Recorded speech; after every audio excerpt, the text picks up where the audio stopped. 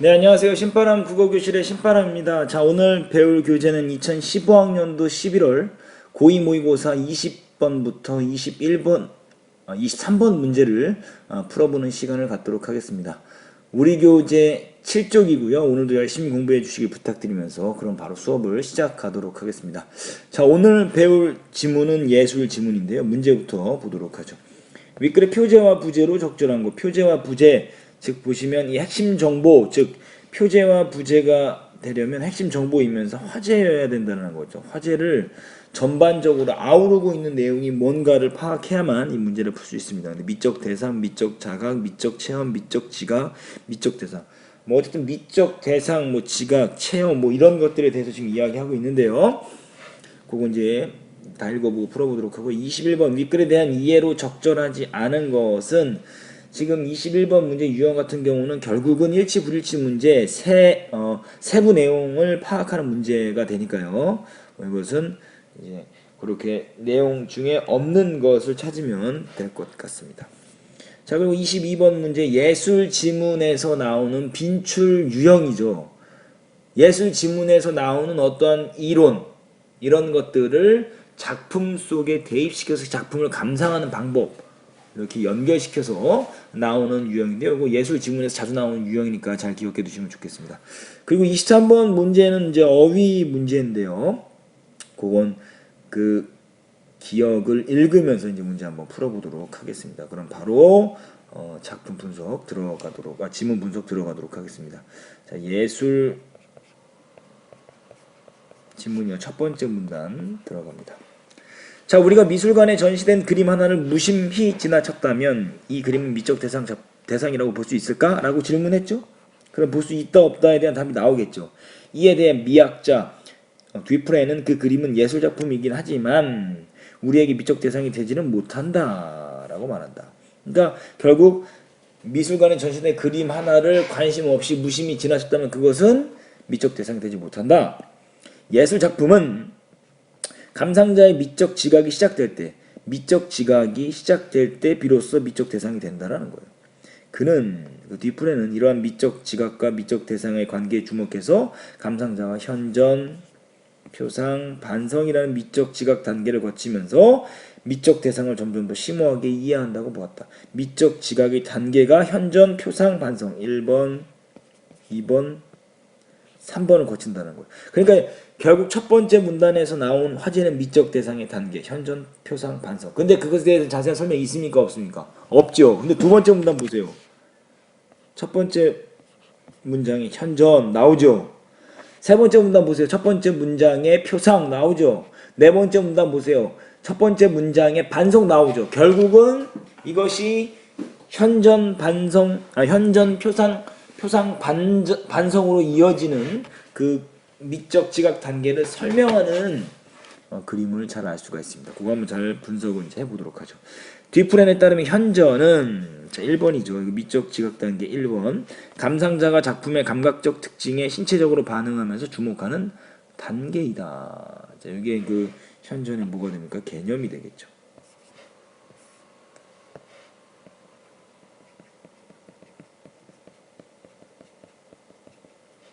현존의 개념. 즉는 색채, 명암, 질감 등에 매료되어 눈이 커지거나 고개를 내미는 등 신체적 자세를 취하는 상태를 의미한다. 신체적 자세를 취하는, 즉 어떤 미적 대상에게, 그러니까 미적 대상이 되려면 그 작품에 대한 신체적 관심을 보여야지만 뭐가 된다? 미적 대상이 된다는 거예요. 그 첫 번째 단계가 현존이라는 거예요. 자, 취하는 상태, 어떤 자세를 취하는 거죠. 23번 문제 풀어볼까요? 그 기억의 문맥적 의미는 어떤 자세를 취하다 이런 거죠.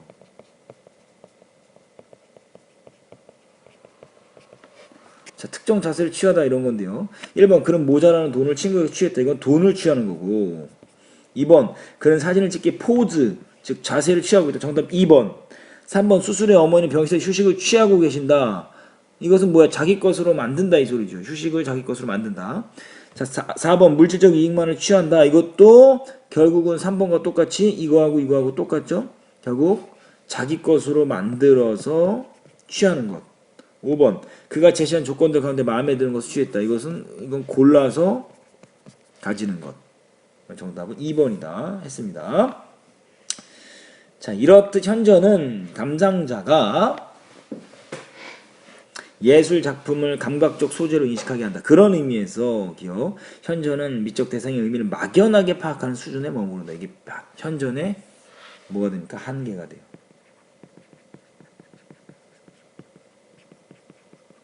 현존의 한계. 세 번째 문단 가죠.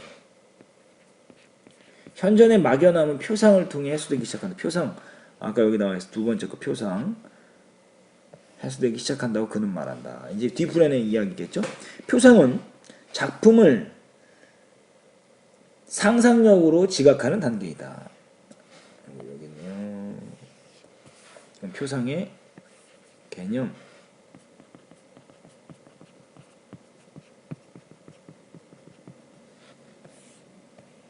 상상력은 감상자가 현전에서 파악한 것의 시공간적 내용과 구체적 상황을 추가해 풍부한 이미지를 떠올린다는 거예요. 풍부한 이미지를 떠올리는 것이다. 이러한 지각은 감상자가 작품을 특정 대상이나 현실에 묘사된 재현된 세계로 이해하게 한다. 예를 들어 요걸 잘 이해하면 쉽게 이해할 수 있겠죠. 푸른색이라는 감각물의 눈동자가 커지면서 주목하는 것이 현전이라면 눈동자가 커지는 것은 현전.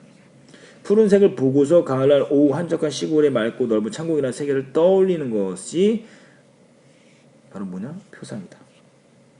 하지만 표상은 환상을 만들게 한다. 이것이 바로 뭡니까? 표상의 한계.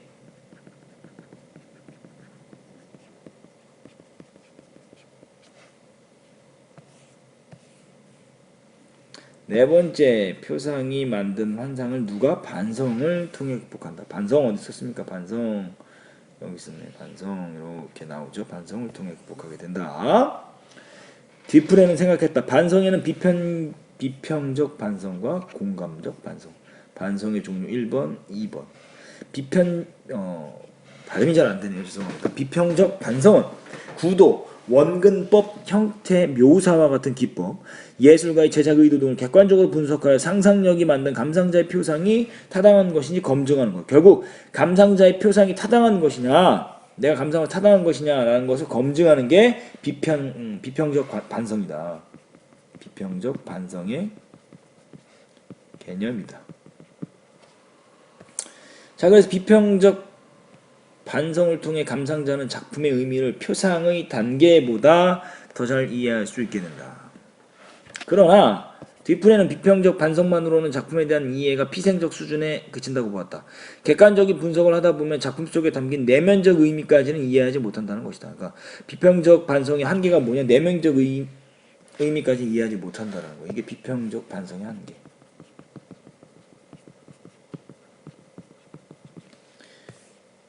따라서 그는 감상자의 따라서 오른쪽 화살표고요. 감상자의 미적 지각은 공감적 반성을 통해 완성된다고 했다. 그러니까 결국 공감적 반성이라는 것은 미적 지각을 완성하는 단계가 되는데요. 공감적 반성은 작품이 자아내는 내면적 의미를 감상자가 정서적으로 느끼면서 감동을 얻는다는 게. 감동을 얻는 단계가 바로 감상적 반성이다. 이것의 개념을 지금 이야기하고 있습니다. 이 감동은 작품의 내면적 의미가 진실하다는 것을 확신하면서 정서적으로 공감하는 것이기도 하다. 이는 감상자가 예술가의 감정이 표현된 세계를 파악하는 것이면서 그 세계, 그 표현된 세계와 자신의 내면 세계가 어떻게 된다? 일치하는 단계, 즉 일치함을 느끼는 것이다. 이를 두고 뒤풀이는 감상자가 기어 작품의 의미를 진심으로 받아들이면서 비로소 작품 속에 직접 참여하는 것이라고 설명했다. 이것이 공감적 반성의 의의다.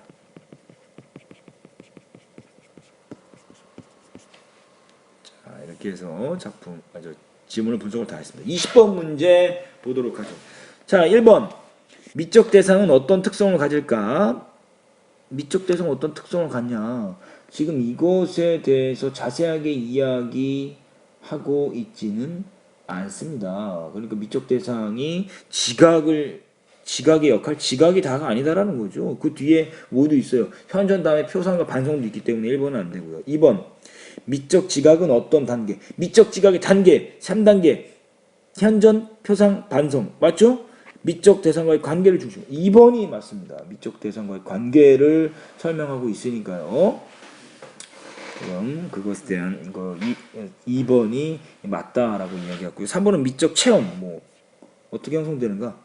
언급하지 않았어요. 형성이 어떻게 되는가? 4번 미적 대상과 미적 대상은 어떤 관계일까? 미적 지각과 대상은 어떤 관계일까? 그런데 이건 이야기하고 있긴 한데요. 뭐가 틀렸냐면 감상자의 감정을 중심으로 이것은 네 번째 문단에만 잠깐 나오는 것이기 때문에 전체를 포괄하고 있는 제목으로는 부적절하다는 걸 알 수 있고요. 5번 미적 대상은 역동성 나와 있지 않습니다. 그렇기 때문에 정답은 2번이다 라고 말씀드릴 수 있고요. 21번 일치불일치 문제 무엇이 어디에 나온가를 잘 보도록 하죠. 자, 1번 감상자가 신체적으로 반응하면서 예술작품 미적 대상이 된다. 그게 어디 있습니까? 첫 번째 문단의 네 번째 줄. 뭐라 그랬어요? 감상자의 미적 지각이 시작될 때 비로소 미적 대상이 된다 그랬으니까. 감상자가 신체적으로 반응하는 게 현전이니까. 그죠? 그러니까 맞는 말이고요. 2번 감상자가 작품의 의미를 진심으로 받아들일 때 감동을 얻을 수 있다. 네 번째 문단 밑에서 두 번째 줄. 감동을 받을 때 그때 비로소 훌륭한 작품이 될 수 있고 비로소 작품에 직접 참여하는 것이다 라고 이야기했습니다. 맞고요. 3번 상상력이 만든 환상은 객관적인 작품 분석을 통해 그 타당성이 검증된다. 그렇죠. 상상력이 만든 환상. 다시 말하면 세 번째 문단에서 맨 마지막 줄에 표상은 환상을 만드는데 그 환상은 네 번째 문단 첫 번째 줄에 반성을 통해 극복된다라 그랬으니까요. 네 번째 문단 두 번째 줄에 이렇게 나오기 시작하죠. 이게 맞는 거고요. 4번 시공간적 내용을 덧붙임으로써 감상자는 작품 속에 직접 참여한다.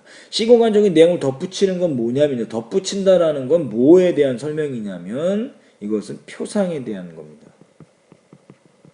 근데 감상자가 작품 속에 직접 참여한다. 이건 나와 있긴 해요. 어디에 나옵니까? 공감적 반성이 이루어졌을 때. 그 네 번째보다 밑에 두 번째 줄. 감상자가 작품의 의미를 진심으로 받아들이면 공감적 반성이 이루어지는 것이고 그러면 작품 속에 직접 참여하는 것이다. 그렇게 나와 있는데요.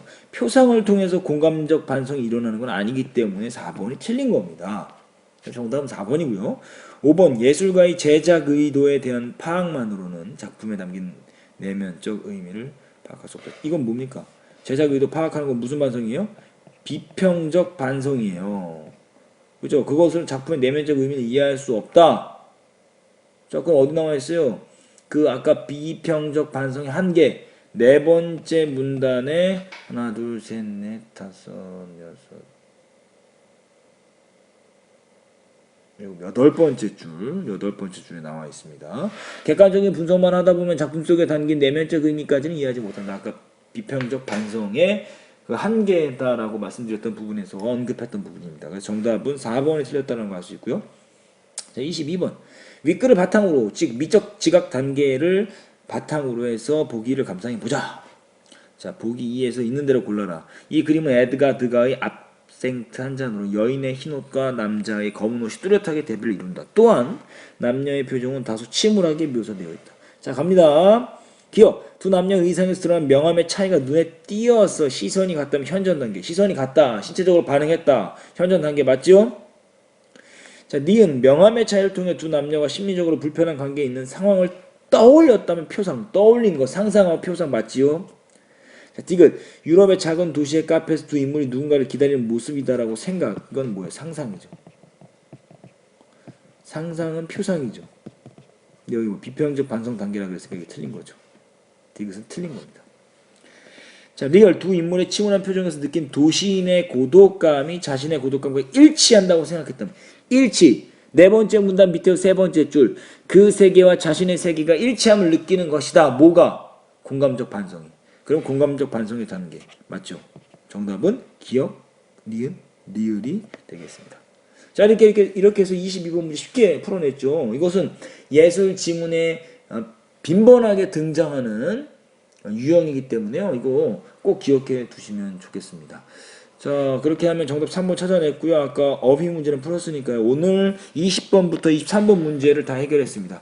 여러분들이 풀면서 어려웠던 부분이 있다면 그 부분을 반드시 강의를 통해서 수정 보완하시고 사고의 오류를 반드시 고쳐야 되는 것이, 그것이 바로 고득점의 지름길이다라는 것을 반드시 기억해 두시길 부탁드립니다.